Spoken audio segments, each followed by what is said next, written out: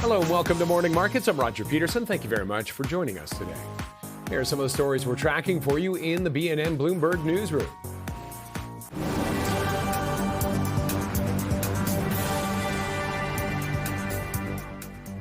The U.S. is trying to bolster the ceasefire with Iran. It says there would be no more attacks by Israel if Iran stopped its missile strikes. Tehran has since halted strikes, and Israel has agreed to halt attacks for now. Both countries traded missiles over the weekend for the first time since April. Meanwhile, OPEC Plus will increase its output target next month for the fourth time since the closure of the Strait of Hormuz.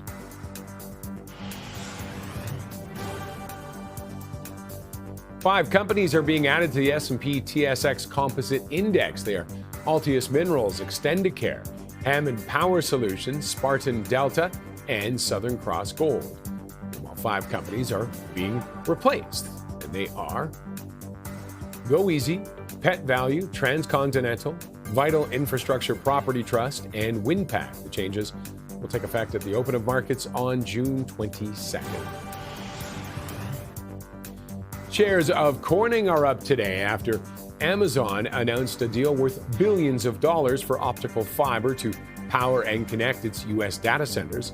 It will create 8,000 jobs at Corning's North Carolina factories. The glass company's fiber optic cable and networking solutions are becoming essential elements of AI infrastructure as they enable fast connections between data centers and the racks and chips they'll house. Taking a look at the markets after the big sell-off on Friday, the TSX bouncing back nicely right now. It's up by about 0.8%, being led by tech and energy, but still being dragged down by consumer staples. South of the border, in the U.S. markets, again, similar situation. Nice rebound going on right now after that huge sell-off, especially on the NASDAQ on Friday. The S&P 500 up more than a point, pushing back up towards 7,500. And the NASDAQ above 26,000. Again, it's up by 1.75%. Well, markets are in the green this morning after that big sell-off on Friday, but there are still some dark clouds looming over the markets as the fighting renews in the Middle East. Maybe that's on hold. There's inflation pressures, though, because of oil, and that's pushing the case for central banks to hike rates, and investors are worrying that the rally in AI stocks may have gone too far. Joining us now, Michael Zinn, Managing Director and Senior Portfolio Manager at UBS. Michael, thanks as always for joining us. Is there any good news today? Yeah, good to be with you, Roger. Yeah, I mean, we are seeing a buy on the dip kind of mentality, which is good. And I think we're just going to have to see how far that goes. We may see investors have a bit of a higher bar now to get through because we have really seen expectations go pretty far. And so at this point, some of the other issues are beginning to percolate. You know, you talked about energy, you talked about the war. That certainly, if oil reached new highs, that would certainly disrail some of the expectations. That's not what we're thinking is going to happen, but that's definitely a risk. And the inflation piece is definitely here in the U.S. A potential fly in the ointment, and that sets up, you know, the meeting for next week with new chair Kevin Warsh and his debut. That's going to make for some potential fireworks because he's going to have to navigate some of these cross currents even within his own Fed members. All right, let's talk about Middle East first. It looks like they've calmed down. The weekend seemed to be when everything happens, doesn't it? But they seem to have calmed down, both Israel and Iran. Is that enough to reassure the markets? You know, it's been headline to headline, and I think the markets have mostly faded what's going on in the Middle East. And I think the average investor, you know, has often been a bit perplexed as to how the market can be somewhat ignoring these very important issues in the Middle East. But I think some of the answer has been we've been very well supplied oil-wise coming in. There have been alternative kind of pipelines and suppliers that have rushed to fill the market. Of course, energy experts have begun to say we're scraping the bottom of our inventories. The chickens are going to come home to roost.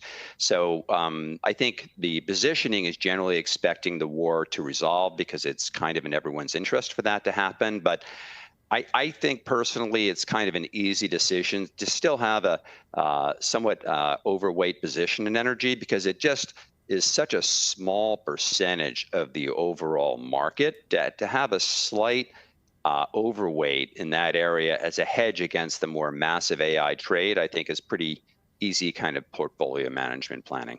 All right, and then with the AI, let's segue into that. We saw that huge sell-off, although it was fairly concentrated in spots, wasn't it?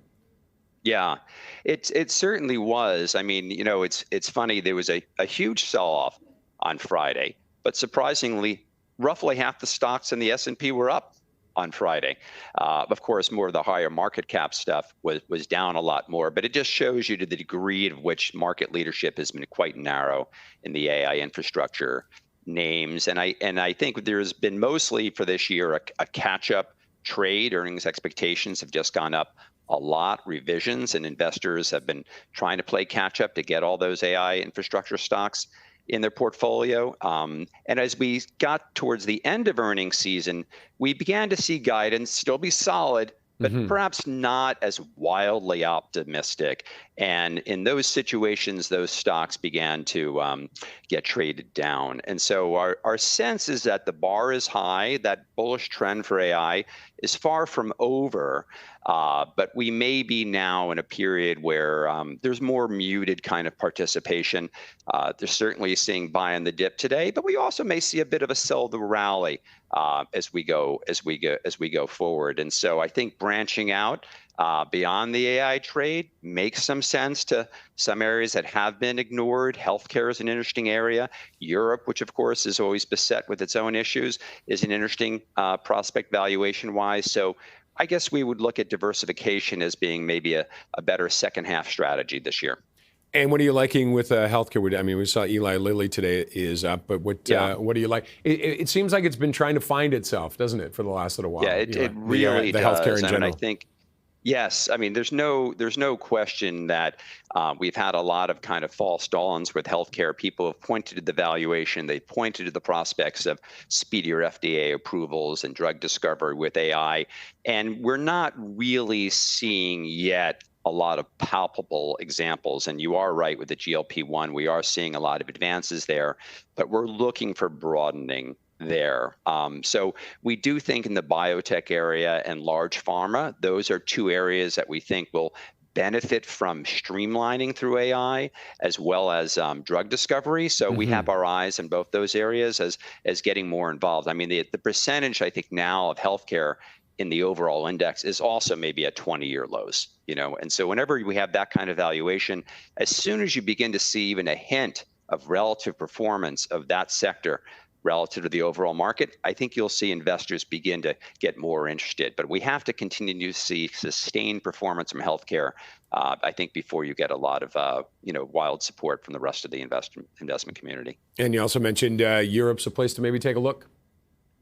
Yeah, I mean, valuation in Europe is very, very low relative to the composite kind of world index. And we know that they've had inflation issues that the central banks there are intent on raising on a number of occasions. Of course, oil is a more significant problem there, but valuation is very, very low. We're catching the dollar right now really near its highs as there's been an acceleration of growth in the U.S. But if we see the dollar begin to weaken versus the euro, as the dollar is near its all-time or near its recent highs, I think you could see further interest in Europe. It always is a little bit, beset by the fact that people just consider it to be less capital shareholder return friendly than the rest of a lot of the other areas you can invest in. But we think it's time to take a second look at Europe. All right, we have to wrap it up there, Michael, but always a pleasure. Thank you for joining us. Thanks so much. Michael Zinn, Managing Director and Senior Portfolio Manager at UBS. Still ahead, Saudi Arabia cuts crude prices again, even as supply disruptions keep the market on edge. We'll get more after the break.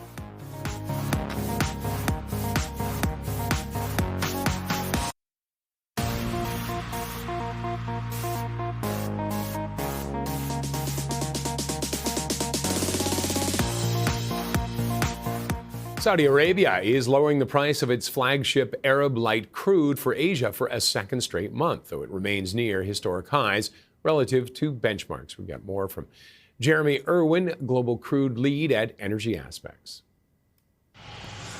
Really, they just set their official selling prices to prioritize shipments to Asia, and they also reduced the term price, making it closer to the spot price that's been trading in the July market so far. Does that play in with all the other countries? The OPEC had their meetings. They agreed to increase production and output, but really it's kind of symbolic, isn't it? Yeah, I would agree with that framing, largely symbolic at this point.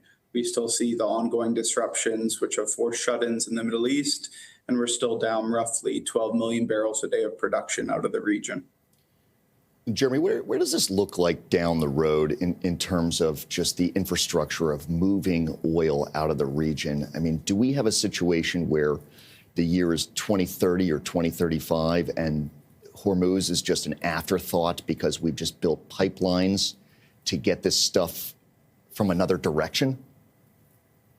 Yeah, and that's aligns with the soundings we've had from recent travels through the region, is that the infrastructure boom in terms of infrastructure workarounds is already started, and that likely continues. In addition to just pipelines rerouting the crude around that kind of vital strait, we're also seeing tank additions where some of these Middle East countries are expanding their tank capacity in key Asian demand centers so they can just have a larger stockpile of supply ready to access that market for any future disruptions. Now that's long term, but is any of that, what would be the earliest we would see any of that?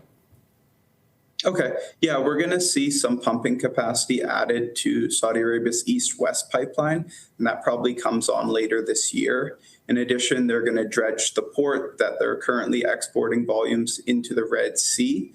So that's going to make loadings a little bit more efficient.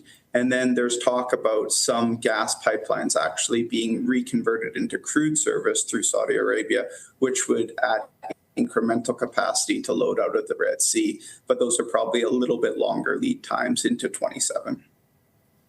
Now, there's talk. I mean, you can't read an article in the paper without them saying basically, a fifth of the world's crude oil is going through Hormuz.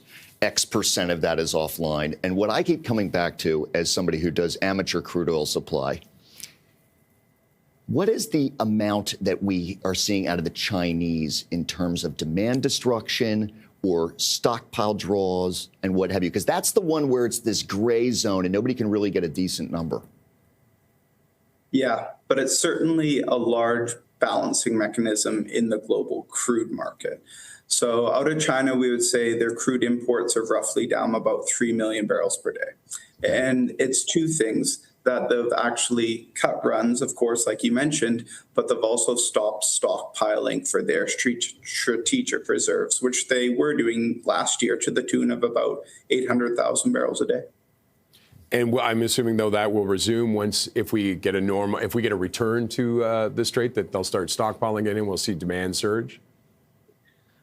I would say the stockpiling strategy from China is probably more price sensitive.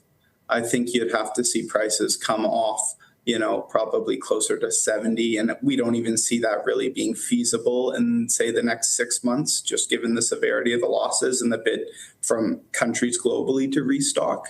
Could some of their runs come back, or could they draw down more on some of their strategic reserves?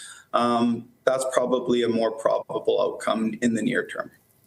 Now, which countries are getting most hit by well, we were joking, Roger, we were calling it whether or not it's an oil shock or a mini shock, but which countries are getting hurt the most? I mean, I was told India would be one of them due to intense oil demand. There's no real oil or natural gas infrastructure to speak of in that country, but they just printed a huge GDP number in that country. So where's that guidepost going? Yeah.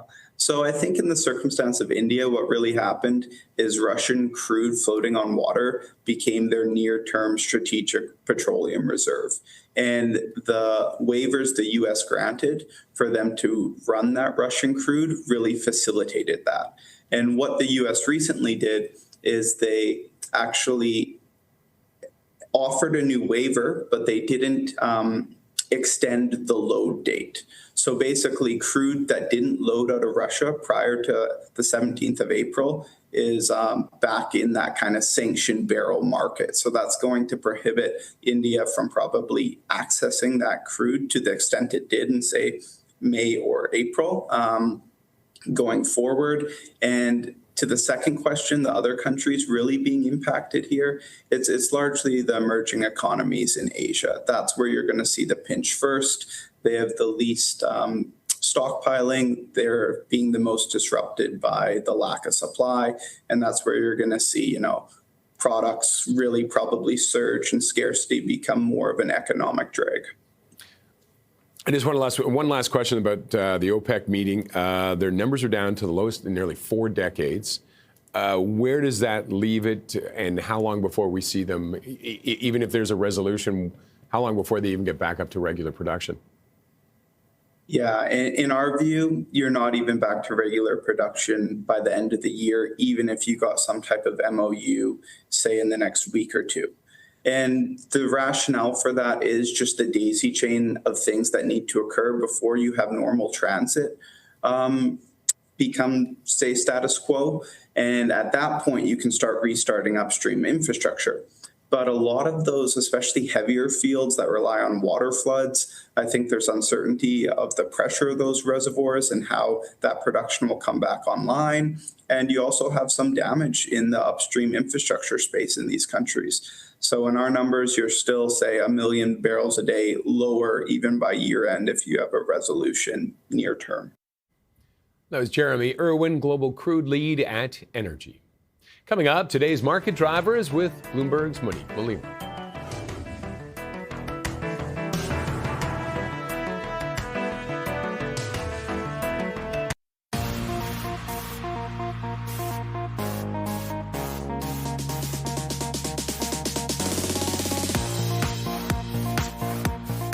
Time to take a look at today's market drivers. And for that, we're joined by Bloomberg Equities reporter Monique Malima. Monique, thank you as always for joining us.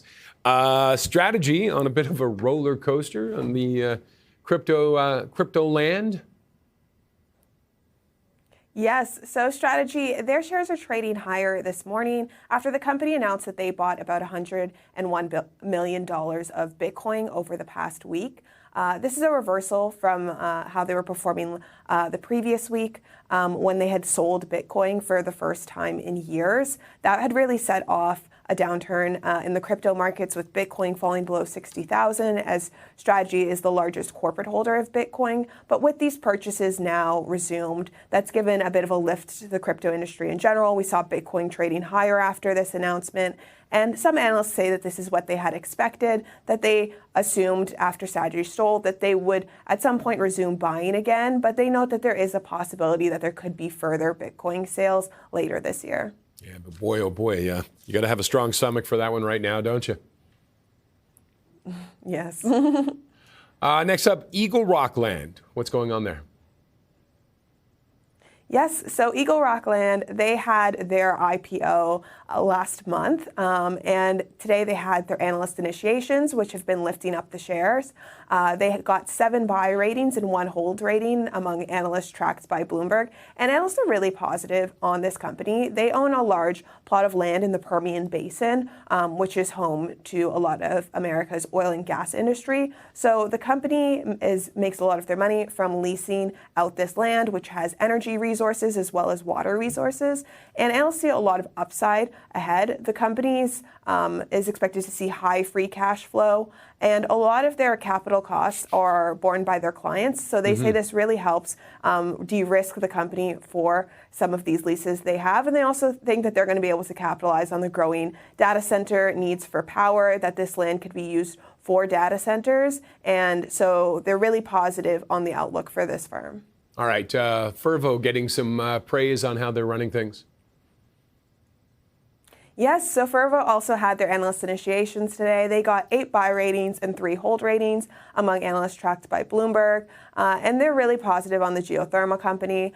They use a unique technology from shale energy to apply to geothermal energy, which analysts say will help de-risk geothermal because geothermal hasn't been the most popular energy source in the past. It has a little higher risk. It's a little more intensive. But they're really hopeful that this new application will really revive geothermal, and they see this company as being a leader in this space. Their shares are trading a little mixed this morning. They've been going between gains and losses because analysts are really positive on the outlook. They already have agreements in place with Shell and Google, but the company hasn't actually produced that power yet. The first gigawatt isn't expected till 2030. So some analysts are saying it still remains to be seen when that power will come online and also some of the financing needed for that power. So they're really optimistic about the technology itself, but want to see its application. All right, we have to wrap it up there, but thanks as always, Monique. Bloomberg's Monique Malima. Up next, shares of Badger Infrastructure are getting a lift today after a bullish call from BMO Capital Markets. We'll break that down further when we come back.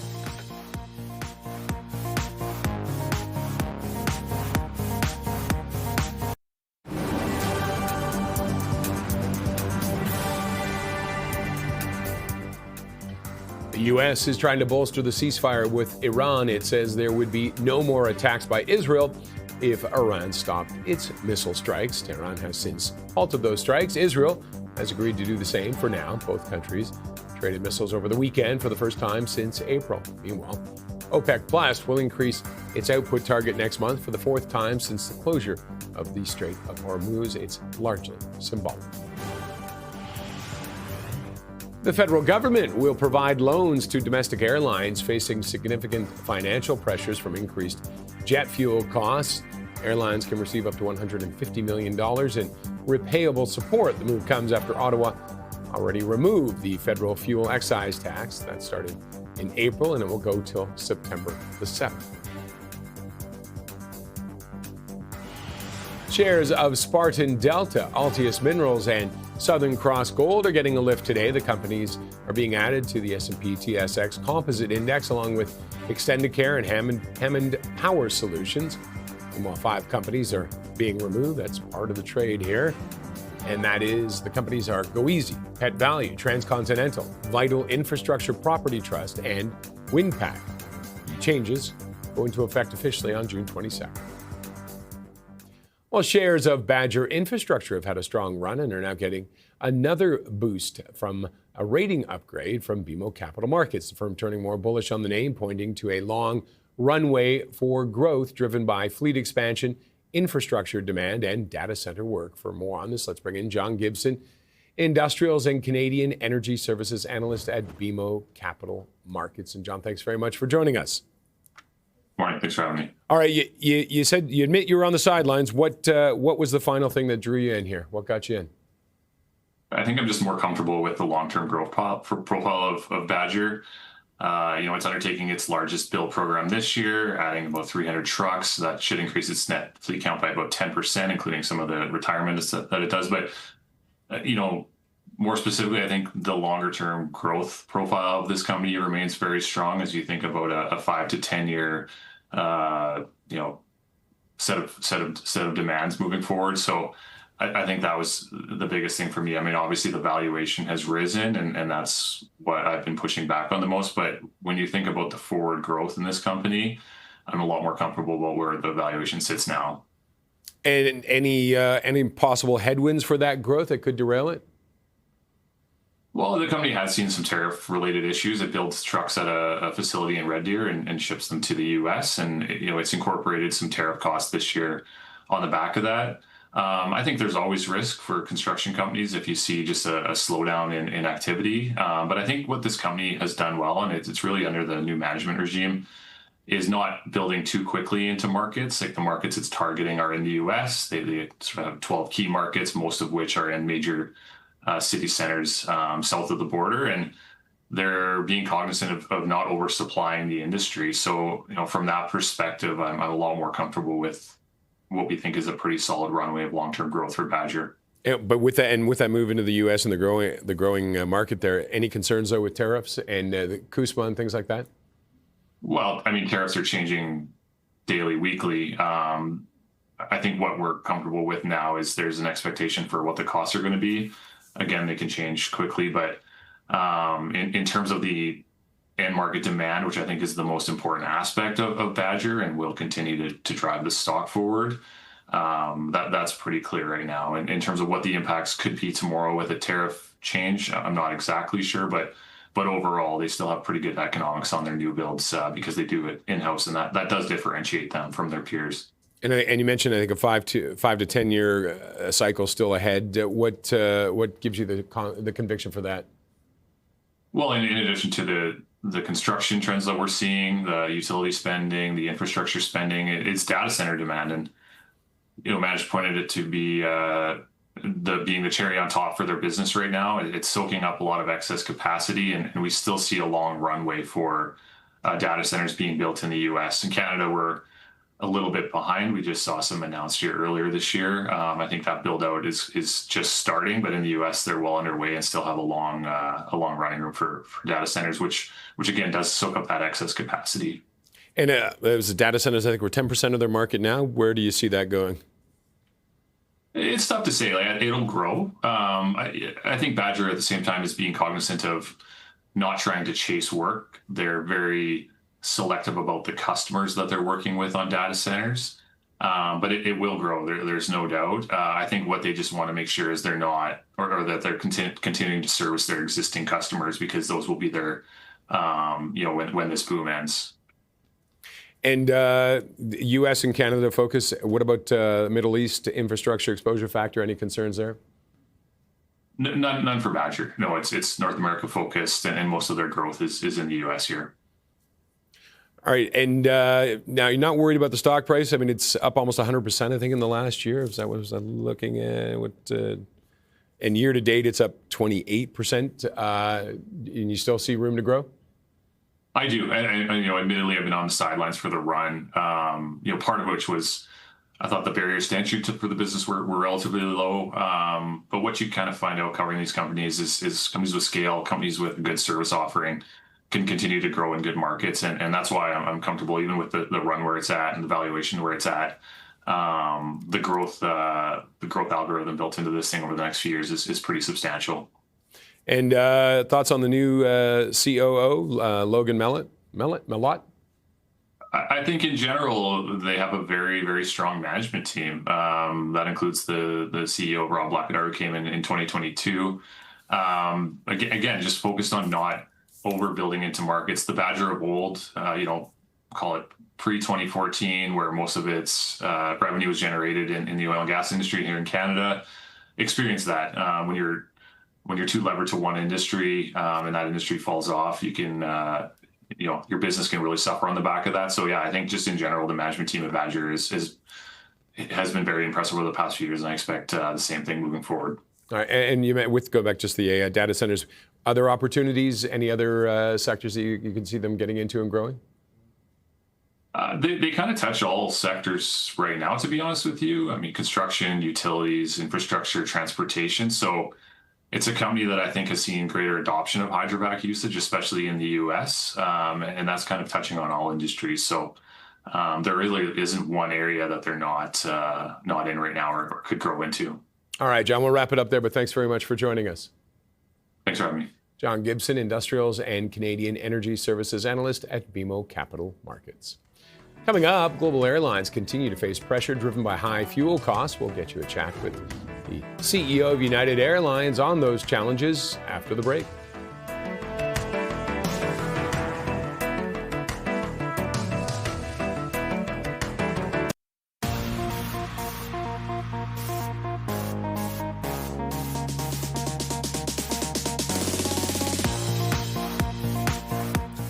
The World Air Transport Summit is wrapping up in Rio de Janeiro, Brazil, with industry leaders discussing the headwinds airlines are facing.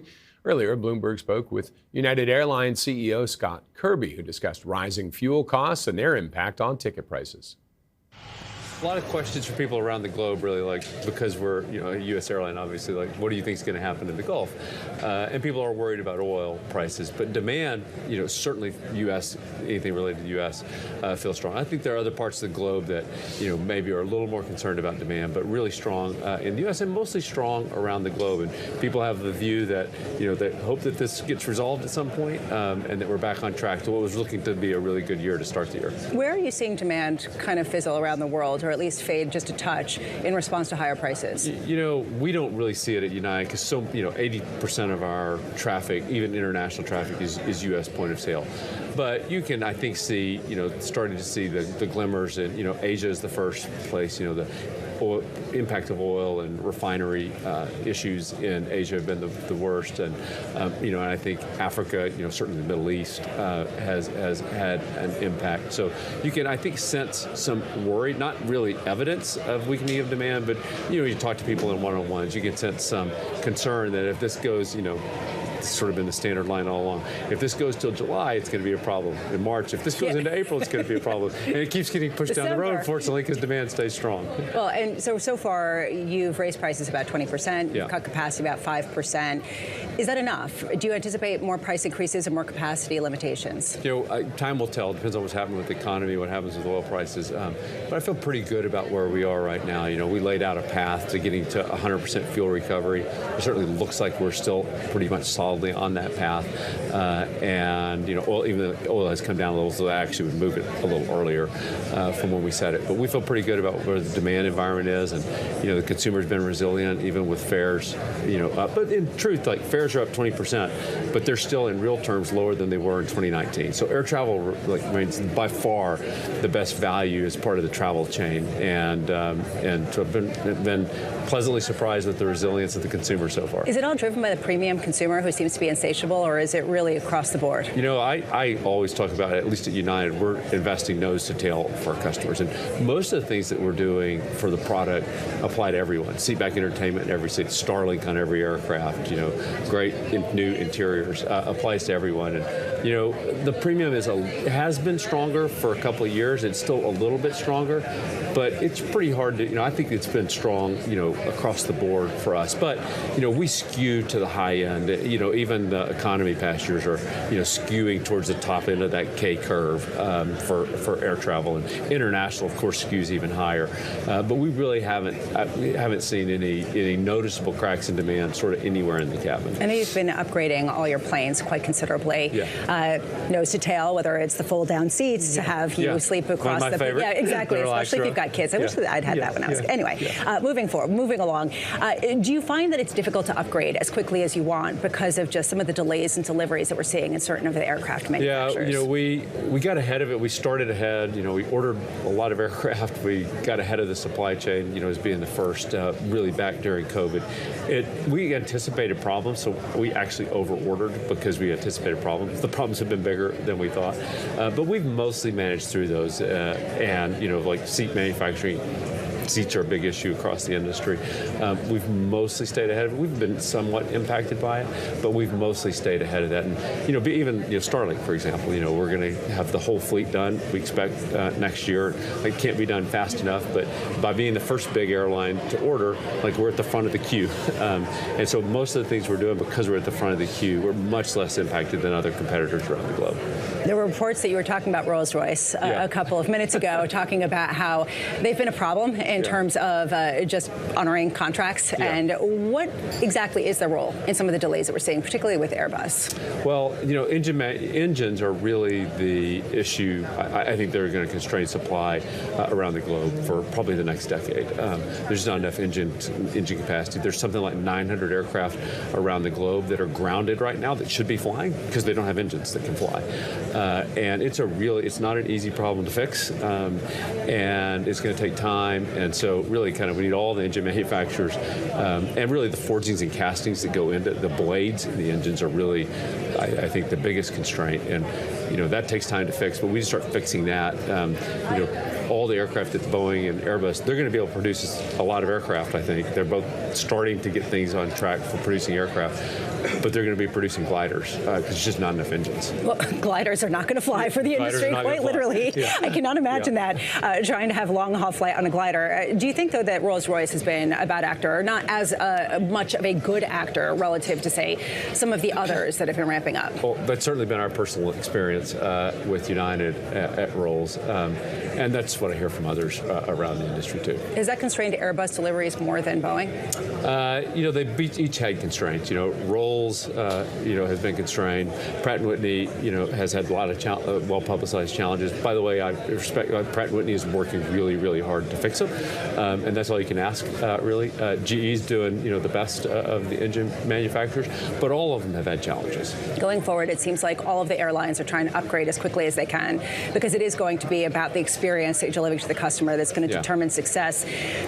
How much have you seen the pressures kind of come into play, the sort of pressures in the industry that you had been expecting as a result of some of the higher prices? Well, I think we're the ones creating pressure, to be honest with you. We're investing more than anyone. And we're doing the kinds of things really that no one has ever done, whether, it's the relaxed throw here in the United States, putting Starlink on every airplane, but also the technology. Like, you use the United app. It is materially different than, I don't know who has the second best app in the world, but they're way behind United. And we're just doing more and more of that. And it just changes how it feels to fly, and it's remarkable. That's how you win brand loyal customers. When you change the whole experience, it's not just about the route network. It's about the technology, the service, the reliability, and the product. And you got to focus on all four of those. So you got to have all four of those things to win customers. And it's been working really well at United. We're just continuing to push to find ways to invest more and more and more in new creative ideas to make people think, hey, it's cool to fly United. Are you still thinking about consolidation in any form? Well, everyone's asking me about it. So you're still thinking about it? Trying to take it off the table. But we're putting it back on. So here it is. Is it still on the table for you? I said it at a conference last week. I kind of came, for the last couple of years at least, thought that a big kind of transformative deal to create a great U.S. airline that could compete around the globe was really where the opportunity was. But I've always known that would have required a willing partner, and we don't have one. So I think it means that United is likely sitting out the consolidation game. Meanwhile, going forward, we got the best jobs report in a long time on Friday, and a lot of it was driven by leisure hiring. We heard that across the board. How much of this is coming from just the organic demand heading into summer, and how much of this is really being driven by World Cup traveling? World Cup is a tiny, tiny piece of it. It really is the fundamentals of demand, and you see it everywhere. That demand is strong. People are still investing in experiences. I've told you before, to me, the economy, we're a really good real-time barometer of the economy. The economy feels strong. The jobs report is consistent with, I wasn't that surprised by the jobs report, because it looks to me like the economy is doing pretty well. Do you think that oil prices will stay at this level and continue to be a challenge at a time when every airline executive here expects it to go down, almost, except for you, but everyone expects the prices to go down? I've thought really since mid-March that oil was going to be higher for longer. I continue to think that at some point I'll be wrong. It'll go down. But it's just hard for me to see any kind of outcome that the straits get reliably and sustainably open. They may open for a little bit, but just the dynamics make it hard for me to think that that's going to happen. So I think this kind of $90 to $110 a barrel, what do I know? I'm an airline CEO, but we're planning for that sort of for the indefinite future, that $90 to $110 level. Coming into this conflict, the baseline assumption was that if prices got to that level, then stay at that level, there'd be bankruptcies, you'd have a lot of difficulties in the airline industry, and certainly there have been pressures. Yeah. But the resilience of the consumer and the ability to absorb pricing has surprised everybody. Yeah. Do you think that will be the likely response to a persistently high oil price? Not necessarily people going out of business, but airline ticket prices going up and staying up. Yeah, I think airline prices, the consumer has been even more resilient. I thought the consumer would be resilient. It's been more resilient than I thought the consumer would be.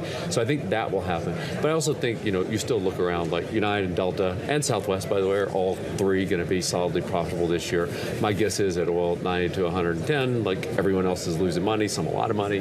That means there's a big chunk of those route networks, if you're losing money overall, there's a big chunk that's losing a lot of money. My guess is the longer this plays out, the more and more it sort of pushes executives to make hard decisions that they would rather not make, to just stop flying places that lose money. That was United Airlines CEO Scott Kirby. Coming up, the 5th annual HSBC Gulf Cooperation Council Exchanges Conference is underway in London. We'll hear from the HSBC CEO after the break.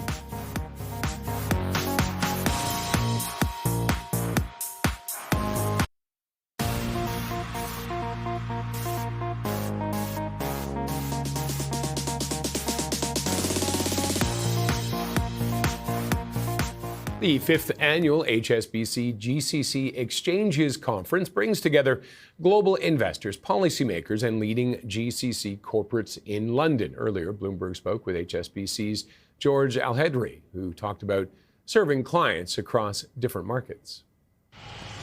What's important for us is how and where and with what expertise we can serve our clients.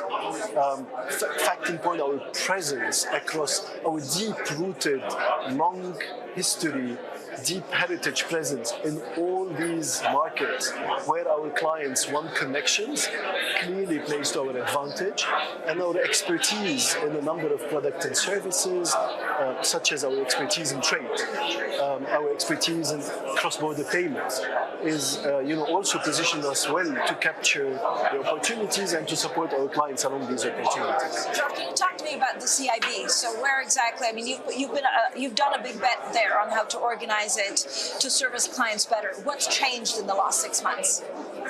Well, first, CIB, our core calling card in CIB is our transaction banking capabilities, where we are a market leader in payment, we're a market leader in trade, we're a market leader in foreign exchange.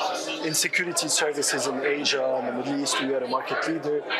We continue investing in our capabilities in the space. We've launched tokenized deposits in 5 markets, soon 6 markets. We have real-time payments in 35 markets. So we're leaning in on technology very heavily and bringing all these capabilities to our customers. And that's a standard calling card. This, of course, our deposit-taking capability, where we are liquid in all geographies, in all currencies, with all customers, all customer groups. Additionally, we've also invested in our investment banking capabilities in the debt space, specifically debt capital markets. We have one of the leadership roles globally in a number of parameters, and importantly, in our revised M&A and equity capital market capability that is focusing on Asia and the Middle East. We're now pleased to have won more than 70 IPO mandates in Asia, and more than 40 of which are in Hong Kong, our home market, which is a 10-time multiple of what we've been able to achieve in previous years. So clearly it's demonstrating that our strategy in the space also is working. George, talk to me a little bit about AI. So we had Bill Winters getting in hot water because of some of the words that he's used. I know you've also put out figures on how many job losses we could see as a result of AI. But how do you communicate to staff that are concerned about their future? So first, the figures that you mentioned are speculative. We have not communicated them. What's important for us is so that's only half the question, right? So half the question is, what are the productivities you can achieve with AI? And of course there will be productivities with AI, and there will be roles or activities that may be displaced with AI. It'll have an impact there. There'll be roles that are created in AI. Of course, you expect to operate more productively.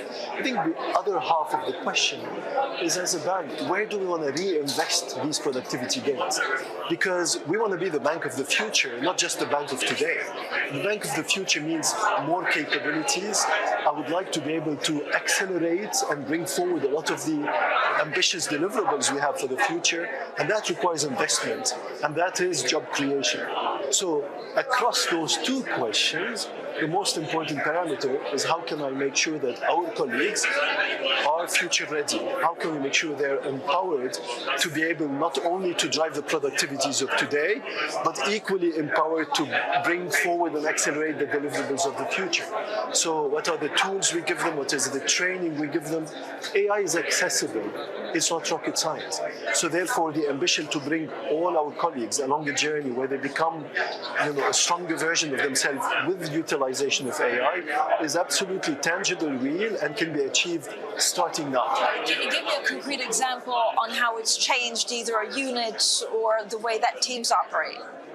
So, for instance, some of the AI capabilities have allowed us to drive productivity gains in onboarding and KYC. We've achieved productivity gains in how we deliver the service, and we've managed to reduce the time by half. But our aspiration is to be hyper-personalized to every customer and to be able to deliver all our services as a moonshot in real time. So therefore, everything we've achieved in AI by way of productivity, I have the ambition to be able to reinvest so that we can go all the way to become hyper-personalized at scale, deliver these services not just in half the time, but in real time, and do it safely so that we at no point erode the trust we have in us, the massive trust customers have in us. And to ensure that we always maintain that trust, I need human judgment. I need human decision making. I need human accountability at the core.